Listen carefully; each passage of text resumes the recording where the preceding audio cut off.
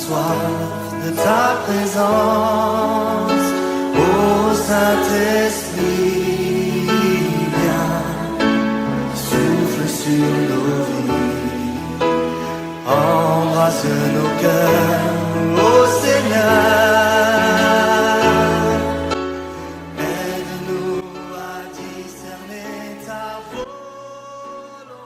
Bonjour à tous, nous vous proposons une série de 3 vidéos sur la réalité du purgatoire.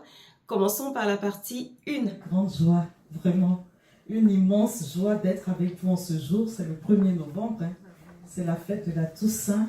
Et nous avons entamé notre cheminement autour de l'eschatologie avec Sœur Anne-Marie de Jésus Eucharistie, que je remercie immensément, parce qu'avec elle, nous avons vu comment les saints étaient nos amis d'aujourd'hui et de toujours. Donc voilà, nous parlons d'eschatologie. Et pour rappel, l'eschatologie est le discours sur les réalités dernières. L'eschatologie est la partie de la théologie qui traite ce qui arrive à l'homme et au monde à la fin. Donc c'est-à-dire la mort, le jugement, le paradis, le purgatoire, l'enfer, la résurrection et le royaume final. Donc l'eschatologie répond à la question: où allons-nous personnellement et universellement à la fin? Voilà. Qu'est-ce qui nous arrive?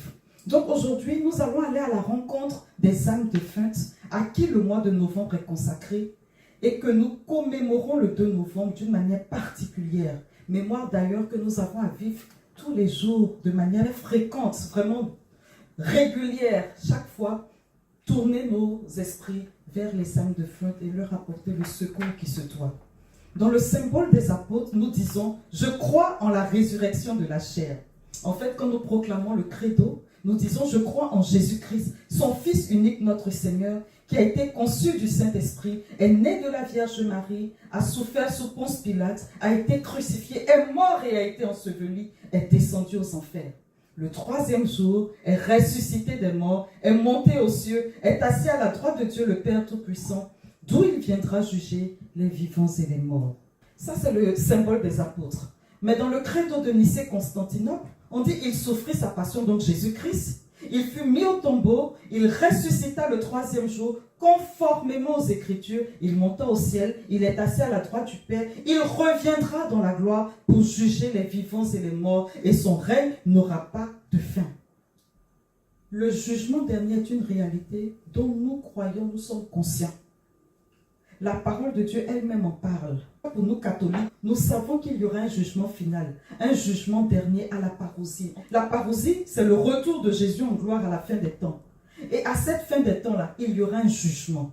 Job 19, 25, 27 dit « Mais moi je sais que mon Rédempteur est vivant, que le dernier se lèvera sur la poussière, et quand bien même on m'arracherait la peau, de ma chair je verrai Dieu. Je le verrai moi en personne, et si mes yeux le regardent, il ne sera plus un étranger. Mon cœur en moi défaille au-dedans de moi. » Il est conscient qu'il y aura un jour et où il se lèvera de la poussière et qu'il pourra voir de ses yeux le Dieu vivant et saint.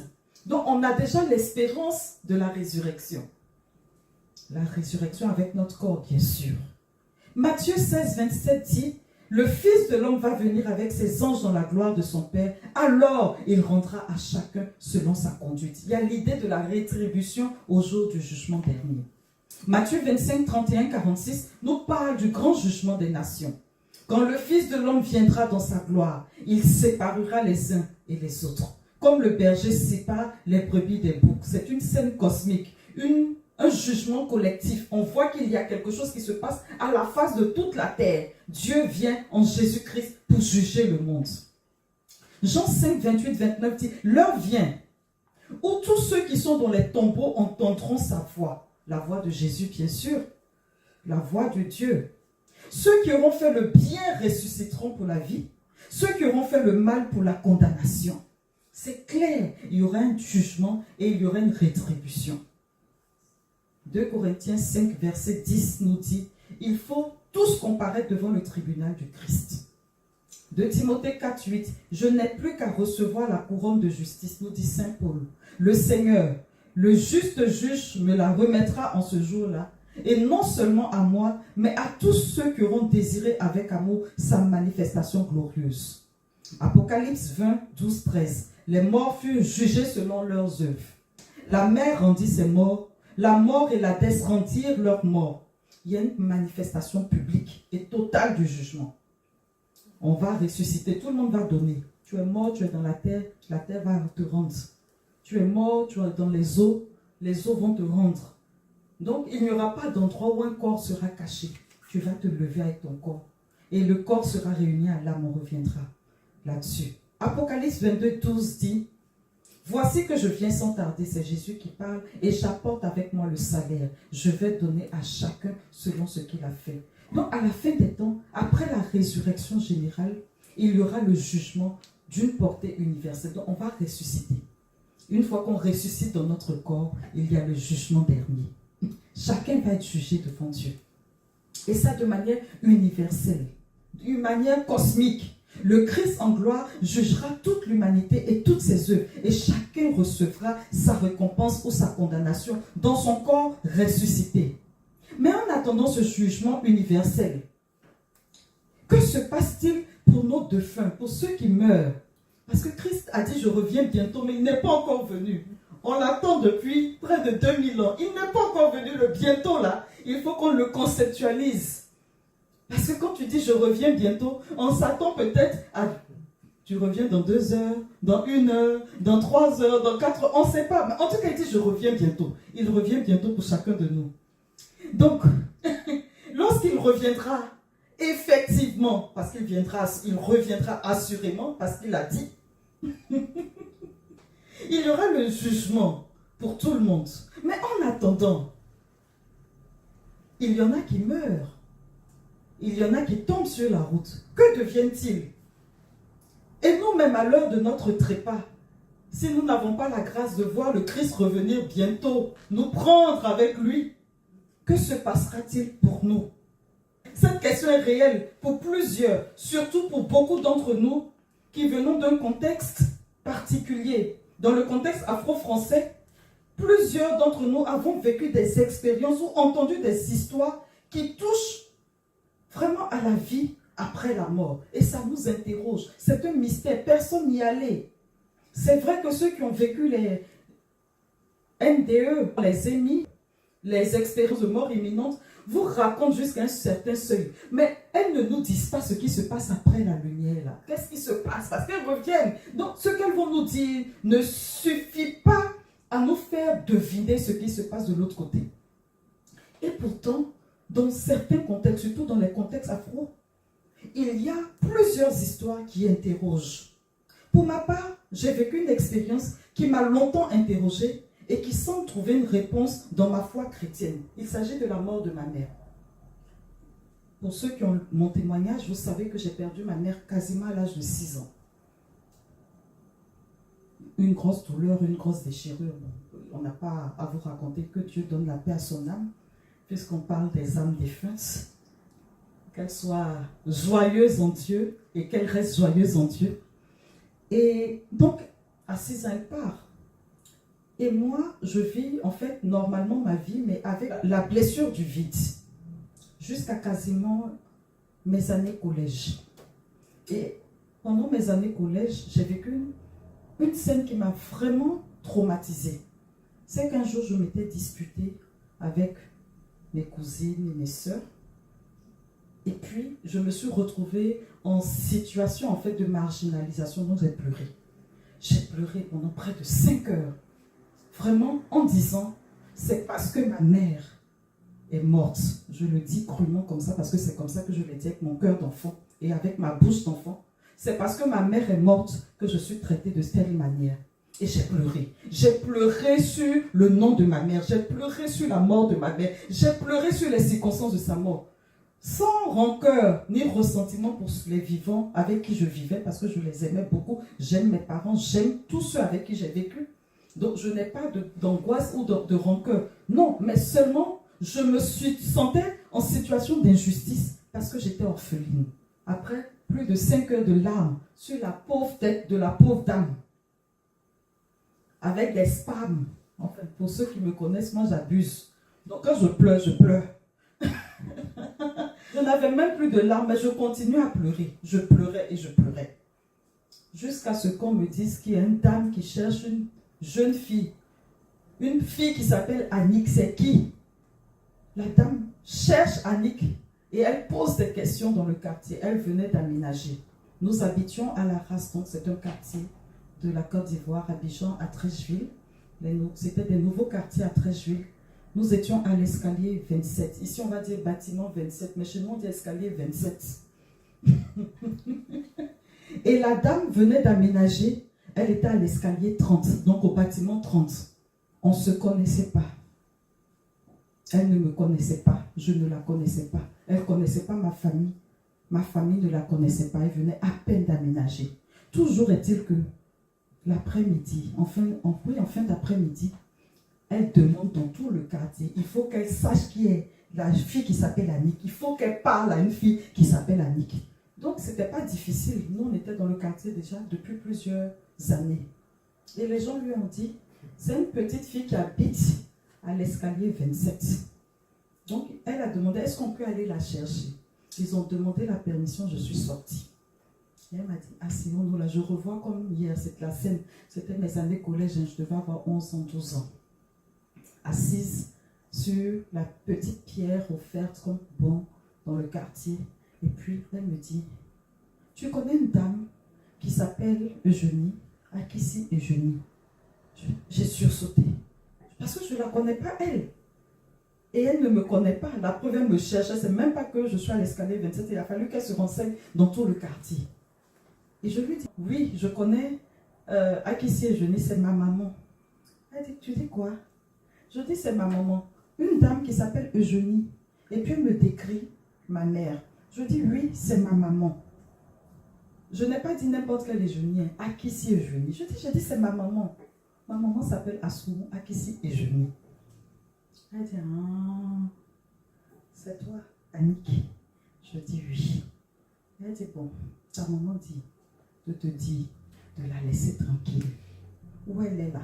Elle a une très belle robe. Sa robe blanche là est très belle. Et elle doit monter. Et tu es là, tu pleures. C'est comme si tes larmes là sont des perles sur sa robe qui la retiennent. Elle dit de te dire de la laisser tranquille. Je dis, les larmes qui ne coulaient plus, parce que j'étais en train de faire mes spams. Je ne sais pas comment c'est remonté, comment les spams se sont calmés. En tout cas, j'étais devenue très sereine. J'ai dit, hein? Mais je n'ai raconté cette expérience à personne. Peut-être que mon père, vu qu'il suit tout ce que je fais maintenant, va peut-être écouter ce témoignage et il va être surpris. Parce que je n'en ai parlé à personne à cette époque-là. Et ça m'a interrogée pendant des années. Je dis, mais Seigneur, enfin, à cette époque, je n'étais pas chrétienne, j'étais musulmane. Je dis, mais comment est-ce que c'est possible? Est-ce qu'il faut faire des sacrifices? Est-ce qu'il faut faire des choses pour ma maman? Mais vraiment, j'étais perturbée. Jusqu'à ce que je rencontre le Christ. Et quand j'ai rencontré le Christ, vous avez mon témoignage et Dieu m'a visité. N'hésitez pas à acheter le livre. Ce n'est pas dans mes habitudes de faire des pubs, mais j'en fais pour ce livre-là. Clémentine, Hakim sont disponibles pour vous donner l'occasion de les prendre. À ma conversion, j'ai compris que dans l'Église catholique, on priait pour les défunts. Et ça a été l'un de mes offices pendant de nombreuses années, jusqu'à ma première communion. À ma première communion, j'ai offert la communion au Christ en disant, entre la période où elle s'est présentée pour dire, parce qu'après moi je me suis convertie autour de mes 18 ans. Donc je lui ai dit, cette première communion-là, vraiment je te l'offre. Parce que si aujourd'hui, moi je suis chrétienne, j'ai été sensible à ce que tu me rencontres, c'est parce que cette dame aussi m'a consacré à ta mère. C'est parce qu'elle m'a parlé de toi. C'est parce qu'elle m'a appris à prier. Donc j'ai été sensible au fait de te rencontrer aujourd'hui. Je ne sais pas où elle est depuis cette période. Mais cette robe blanche qu'elle avait, c'est très imagé, hein? C'est très imagé, mais ça traduit une réalité, puisqu'on nous donne au baptême le vêtement blanc. Mais qui est, comme on va dire, pas entaché, mais alourdi par mes larmes. Donc ce sont les attaches de la terre. C'est comme ça que j'ai compris après les attaches de la terre, comment on peut être retenu par les attaches de la terre. Donc, vraiment, ta seule présence, ton corps que je vais recevoir aujourd'hui pour la première fois, est capable d'une délivrance totale dans sa vie. Si jusque-là, elle est en purification, en purgatoire, que ce soit l'occasion pour qu'elle soit libérée. Si elle n'est pas en purification, en purgatoire, utilise cette communion-là pour la personne à qui tu voudrais faire une grâce spéciale, à qui tu voudrais donner des indulgences. Mais cette première communion-là, c'est pour quelqu'un qui n'est pas sur la terre, mais qui est déjà parti. Donc, en fait, je veux dire, dès ma conversion, la sensibilité a été très affinée, non pas parce que j'en vois ou j'entends, mais parce que cette expérience m'a marquée et surtout parce que très vite j'étais orpheline. Voilà, donc ce sont des interrogations. Le jugement universel, oui, mais on n'en est pas encore là. Donc, qu'est-ce qui se passe? Je voudrais poursuivre en racontant une autre histoire, comme point de départ d'ailleurs de notre catéchèse de ce jour. C'est une histoire que raconte l'abbé Martin Berlioz près du diocèse de Grenoble dans son livre « Un mois avec nos amis, les âmes du purgatoire ». Il raconte l'expérience de deux amis, un dominicain et un franciscain. Dans le couvent de Saint-Dominique de Zamora, en Espagne, vivait un dominicain très vertueux qui s'est uni d'amitié avec un père franciscain, lui aussi très vertueux. Il dit non moins saint. Voilà, vraiment vertueux. Les deux cherchaient la face de Dieu. Les deux voulaient vivre dans la communion totale avec Dieu. D'ailleurs, ils sont consacrés. Et ils s'entretenaient tous les deux souvent des mystères de l'au-delà. Et ils s'étaient promis, à force de parler de l'au-delà, c'est très important, frères et sœurs, d'avoir des amitiés qui nous édifient. J'en parle souvent, je le dis souvent. Quand on est ensemble, c'est pour s'édifier. C'est pour qu'ensemble, nous marchons vers le royaume. Je ne sais pas pour vous, mais en tout cas, moi, quand j'étais jeune, j'étais dans des groupes de prière où on était vraiment tendu vers le royaume. On avait un cantique qui dit « Nous marchons ensemble vers ce beau pays. La, la, nous marchons ensemble vers le paradis. La, la. » En fait, pourquoi des chrétiens vont se réunir pour vivre autre chose que l'édification? Nous sommes en chemin vers le royaume, vers notre devenir, notre avenir. Et il n'y a pas de raison qu'on perde de temps sur terre à vivre des bassesses. Ça peut arriver parce que nous sommes des hommes. Mais le plus important, c'est de nous laisser habiter par Dieu pour marcher vers le royaume. Et ces deux-là avaient compris pourquoi ils étaient consacrés. Ils n'étaient pas de la même congrégation, mais ils avaient décidé de vivre Dieu parce qu'ils ont choisi d'être amis. Quand on a choisi d'être ensemble dans le royaume, en étant chrétien, c'est pour tendre vers le royaume. Donc, ils parlaient du mystère du royaume. Ils parlaient des mystères du royaume. Ils parlaient de la vie après. Et puis, ils ont fait une alliance. En se disant, si je meurs en premier, tu ne m'oublies pas. Donc, celui qui meurt n'oublie pas l'autre. C'est une belle alliance. Hein?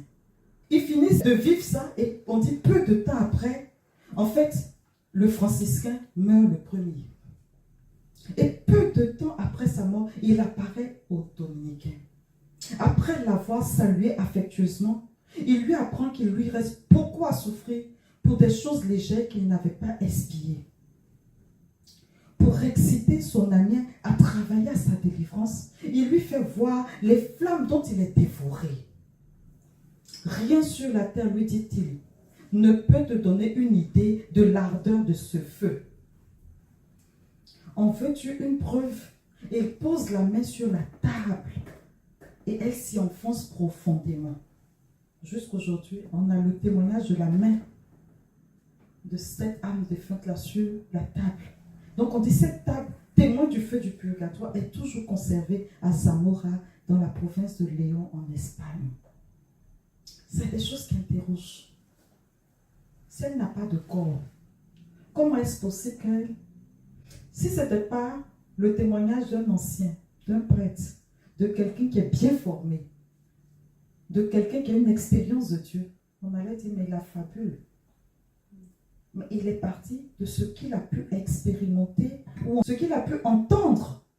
Et il a dû faire des choses. En fait, je veux dire, un prêtre ne va pas venir nous proposer des choses hérétiques et puis ça va transcender comme ça le temps, parce que quand même il est prêt à Grenoble depuis, je crois, 1800. Il est de 1829 à 1887. C'est vrai que c'est pas loin. C'est loin, mais c'est pas loin de nous. Donc, on n'est pas dans, comment on va dire, dans des expériences fallacieuses. Ce sont des expériences éprouvées. Donc, qu'est-ce qui se passe au moment de la mort? Où est-ce qu'on va? Le catéchisme de l'Église catholique, numéro 997, nous enseigne qu'après la mort, l'âme se sépare du corps. L'âme continue d'exister et entre immédiatement dans un jugement particulier où elle se tient devant Dieu. Juste après la mort, en fait, chaque personne reçoit de Dieu un jugement concernant sa vie. Catéchisme numéro 1021-1022. Dans une lucidité parfaite. Et ça, d'ailleurs, ceux qui ont fait les expériences de NDE, donc les expériences de mort imminente, nous le disent. Dans une lucidité parfaite.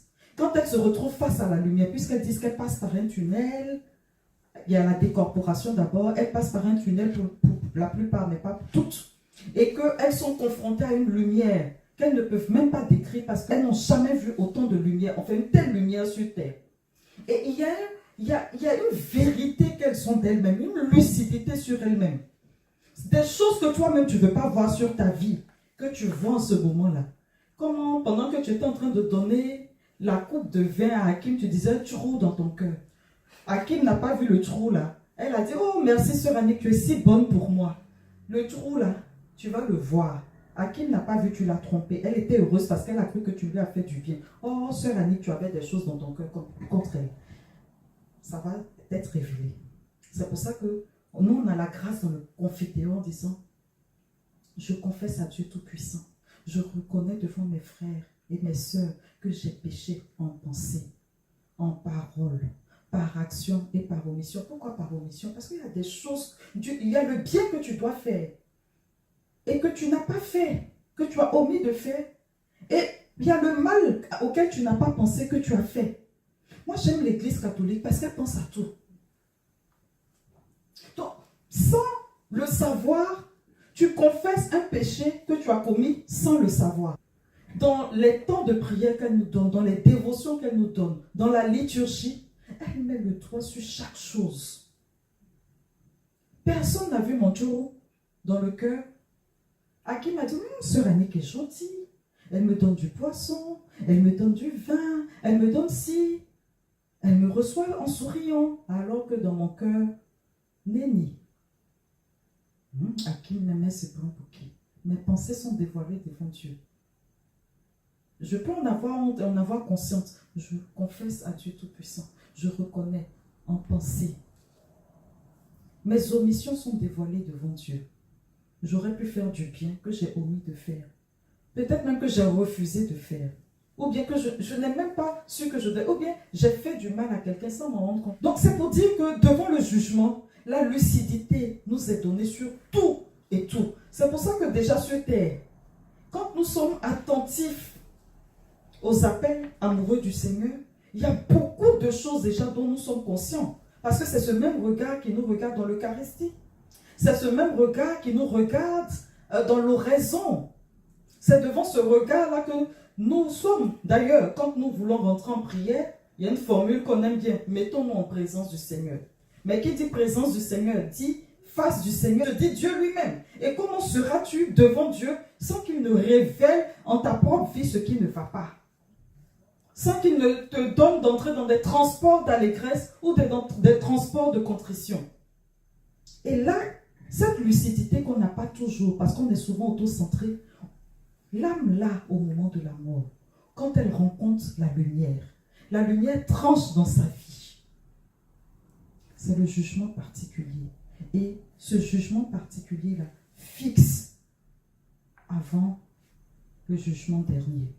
Donc, contrairement au jugement dernier qui a une portée universelle et cosmique, le jugement particulier est individuel et concerne l'âme seule. Le Christ nous juge personnellement et ce jugement décide l'état éternel de l'âme. On passe de la vie à la vie. Voilà, on reviendra là-dessus. Voilà. Donc, à la parousie, donc c'est-à-dire au retour du Christ à la fin des temps, aura lieu certes le jugement dernier. Alors, il y aura la résurrection des corps, comme on l'a vu. comme nous le disons, nous croyons la résurrection de la chair, chaque personne sera effectivement restaurée dans son âme et dans son corps pour participer définitivement à son destin éternel. Ça sera le ciel ou la séparation avec Dieu. Et le jugement particulier a des fondements bibliques. Luc 16, 22, 23. C'est l'histoire de Lazare et le riche. Les deux meurent. On dit le pauvre mourut et il fut emporté par les anges dans le sein d'Abraham. Il reçoit immédiatement sa récompense. Il est emporté dans le sein d'Abraham. Le riche mourut aussi et on l'enterra. Lui, il va au séjour des morts. On dit au séjour des morts, il était en proie à la torture. Levant les yeux, il vit Abraham et de loin Lazare tout près de lui. Alors il cria, « Père Abraham, prends pitié de moi. » Et on voit Lazare tremper le bout de son doigt dans l'eau pour me rafraîchir la langue, car je souffre terriblement dans cette fournaise. Et Père Abraham va répondre, « Il y a un grand abîme qui a été établi entre vous et nous, pour que ceux qui voudraient passer vers vous ne le puissent pas, et de là-bas non plus, on ne traverse pas vers nous. » Le jugement particulier, on le voit dans l'histoire du bon larron. C'est pour ça que quand on parle de jugement, il ne faut pas voir le tribunal où on te dit t'as péché comme ci, comme ci. Non. Le jugement, ça peut être le fait de t'emmener dans la gloire. Jésus le dit, celui qui croit en moi, même s'il meurt, vivra. Donc il ne connaîtra pas la mort éternelle, c'est-à-dire la séparation avec Dieu. Le bon larron reçoit la parole de Jésus qui lui dit, aujourd'hui même, tu seras avec moi dans le paradis. On ne va pas attendre jusqu'à la fin du monde pour que tu sois au paradis, à la résurrection de ton corps aujourd'hui même. Hébreux 9, 27 dit, il est réservé aux hommes de mourir une seule fois, après quoi vient le jugement. Donc tu meurs, tu es jugé et tu as ta destinée personnelle. C'est très important de bien faire la différence entre les deux et de savoir justifier notre espérance, nous qui sommes en catéchèse. Philippiens 1, 23 dit, et c'est Saint Paul qui parle, « Je désire m'en aller et être avec le Christ, ce qui est beaucoup meilleur. » Donc pour lui, il veut une rencontre immédiate avec le Christ. Donc à sa mort, il peut rencontrer immédiatement le Christ. Donc si on veut faire une différence, le jugement particulier, c'est ce qui m'arrive à moi immédiatement après ma mort. Et en imaginant, le jugement particulier, c'est comme la décision. Le jugement dernier, c'est ce que Dieu manifestera à toute la création à la fin des temps. Et en imaginant, le jugement dernier est comme la proclamation officielle devant tout l'univers de la décision qui a été prise au jugement particulier. Le jugement particulier conduit l'âme immédiatement vers trois possibilités. Le ciel, alléluia, la vision béatifique. C'est-à-dire la rencontre directe avec Dieu, la plénitude de l'amour, de la joie. Ce mystère de la vie bienheureuse consiste en la vision de Dieu face à face, nous dit le catéchisme numéro 1023. Le ciel, alléluia, c'est notre patrie. J'ai envie de chanter. Dans les cieux, Dans les cieux, dans les cieux, ma patrie est dans les cieux, j'irai là-bas, c'est ma nouvelle patrie. C'est ma nouvelle patrie. C'est ma nouvelle patrie. Dans les cieux, Dans les cieux, dans les cieux, ma patrie est dans les cieux. j'irai là-bas, c'est ma nouvelle patrie. Le ciel, c'est notre destinée finale, c'est notre patrie. On ne se voit nulle part ailleurs qu'au ciel. Alléluia. Deuxième possibilité, c'est le purgatoire. On reviendra là-dessus. Troisième possibilité, c'est l'enfer. L'état de ceux qui refusent librement et définitivement Dieu et son amour. L'Église parle d'auto-exclusion.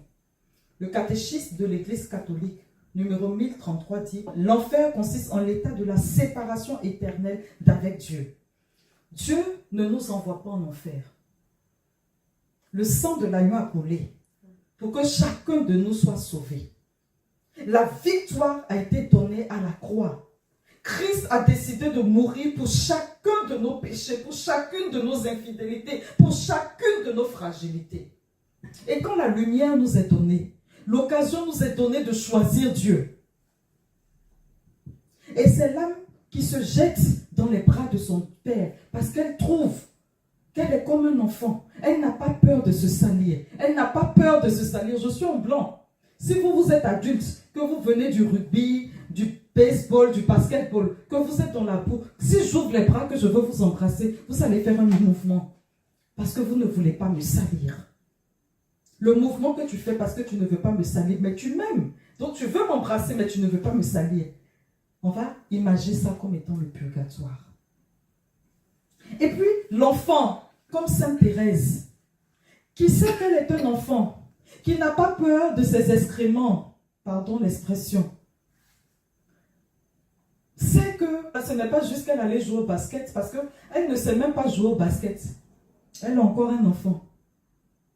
Elle est assise sur toi, elle est ton habit blanc. Excusez-moi l'expression, elle fait pipi caca. Et vomit. Elle n'a pas peur de vous salir. Elle sait que le blanc est joli, elle voit que maman est jolie, mais elle se jette, qu'elle a vu maman, ou bien elle est en train de jouer. Voilà, ou bien là encore c'est le bébé qui fait caca, pipi, tout ça. Mais il y a le petit qui marche à peine, qui allait se rouler dans la boue. Vous revenez du travail, qui est joyeux de vous voir, maman, maman, maman, qui se jette dans vos bras. Ça va vous salir totalement. C'est vrai. Peut-être que la robe était très belle, ça va vous peiner d'avoir une robe sale. Mais l'enfant n'a même pas conscience. Parce que pour lui, ce qui est important, c'est l'élan d'amour. Et donc Thérèse dit, elle, quand elle va partir là, elle sait que ses fautes comme les nôtres, comme une goutte d'eau dans un brasier ardent, elle va se jeter dans le flot de la miséricorde. Donc le ciel, c'est ça, c'est accepter d'embrasser Dieu, d'accepter que Dieu nous embrasse. Après avoir vu toute cette misère de ta vie défiler devant toi, d'avoir vu tes trous, tes inconstances, tes incohérences, après avoir vu ta misère, ta fragilité, tes faussetés, tes impuretés, tu dis, Seigneur, je crois en ton sacrifice. Oui, je crois à ton sacrifice, ô Jésus, agneau de Dieu, et couverte par ta justice, j'entrerai dans le saint lieu. Tu choisis de rentrer dans le saint lieu parce que tu crois que sa justice est justification, qu'il a tout payé pour toi. Tu l'embrasses, tu l'enlaces et tu rentres dans l'état de la béatitude, de la vision. Alléluia. Le ciel. Dieu n'exclut personne. Dieu se présente et il ouvre ses bras. Et tu choisis de t'exclure.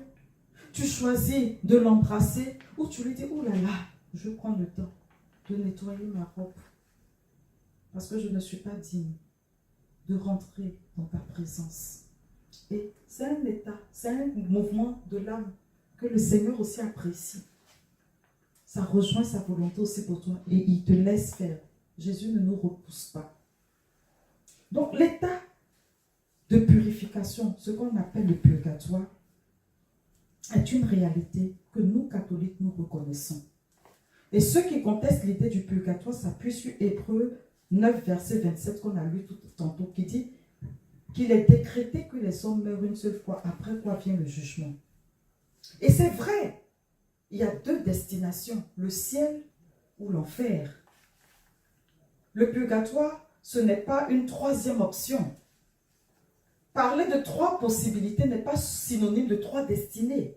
Deux destinées éternelles possibles. J'insiste, la vision béatifique ou la séparation définitive. Parce qu'en fait, le purgatoire n'est pas un deuxième choix. C'est une purification pour les âmes sauvées. Les âmes qui ont besoin d'être guéries du reste de leurs péchés.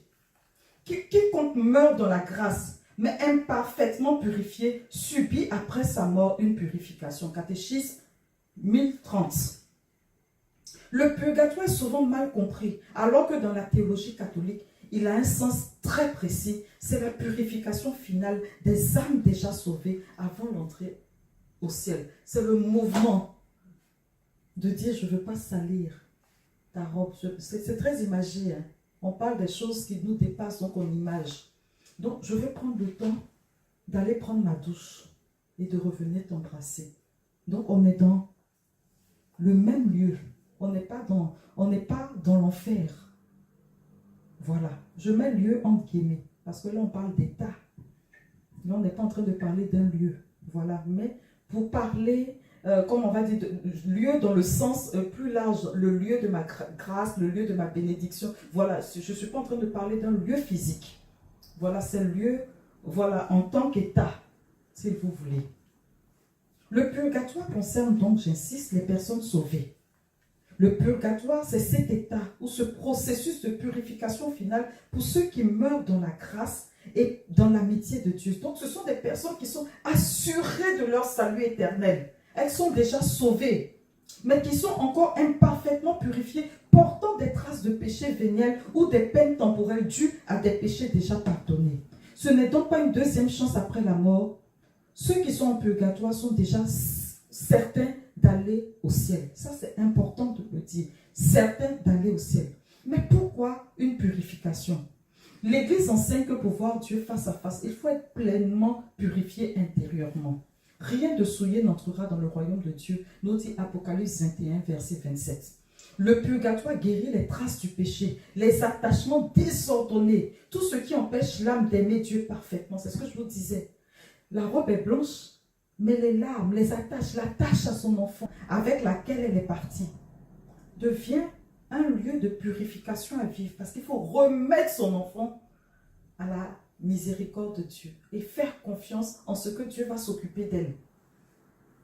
Et l'enfant aussi comprend avec cette image de cette dame qui vient lui dire arrête de pleurer, arrête, laisse-la tranquille. Qu'il faut aussi la laisser partir et que tu sois capable maintenant d'assumer ton enfance comme il faut. Parce que même si elle était vivante, que tu provoquais des gens, tu allais te battre, on allait te frapper. Voilà. Donc, ne te victimise pas parce que tu as perdu ta mère.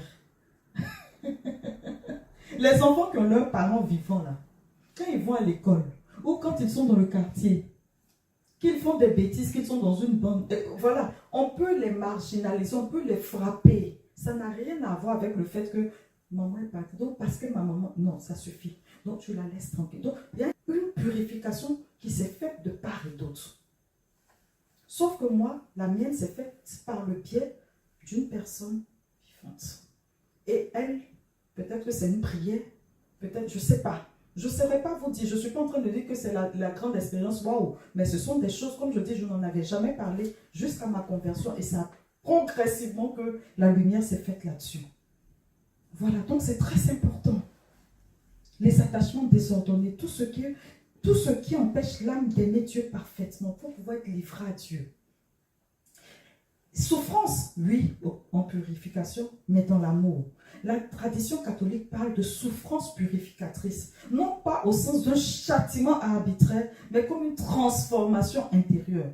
Là, nous sommes vraiment dans le magistère après le Concile Vatican II. Jean-Paul II, Benoît XVI, François. C'est la douleur de se voir tel qu'on est devant Dieu. C'est ça, tel qu'on est devant Dieu. Souvent, on fait des films sur nous-mêmes. On peut avoir une illusion sur soi-même. On dit quand les deux sont descendus du temple là, celui qui a dit, Seigneur, prends pitié du pécheur que je suis. Lui on dit, il est sorti de là purifié. Donc là, tu vas te voir tel que tu es. Les pardons que tu n'as pas demandé à Dieu. Les pardons que tu n'as pas demandé aux frères. Les pardons que tu ne t'es pas demandé à toi-même. Ton côté guindé. Ton adoration de toi-même là. Tu seras face à Dieu. Tu vas te voir tel que tu es. Avec ta misère, ta pauvreté. Comment sa main t'a soutenu. Comment ses grâces ont été abondantes dans ta vie. Comment tu as gaspillé tout ce qu'il t'a donné. Et puis la douleur habite ton cœur. Dans ton âme, si tu veux. Je dis, on est dans les images, donc ne restez pas sur les mots. Désir, il y a un désir intense de plénitude. Vous voyez Dieu. vous voyez la lumière, vous ne l'avez pas encore bien vue, vous l'avez entrevue. Tu désires la plénitude, il y a un désir de Dieu en toi. Mais tu te dis, mais attends, je veux Dieu. Et c'est là que tu peux dire comme tes rêves, je veux voir Dieu. Tu veux le voir, tu veux le voir. Mais tu es tendu vers lui. Mais tout ça, ça fait mal. La plénitude de l'amour, ça te prend. Et c'est comme une douleur. C'est à la fois sobre, c'est une douleur, c'est intense. En même temps, il y a une espérance. Et puis, c'est vraiment, comme on va dire, transformation, donc purification du cœur pour rentrer totalement dans l'amour. Tu es purifié de l'intérieur. Et la meilleure image est celle du feu de l'amour de Dieu qui consume notre ego, qui consume notre orgueil, qui consume notre fonctionnement, qui nous consume.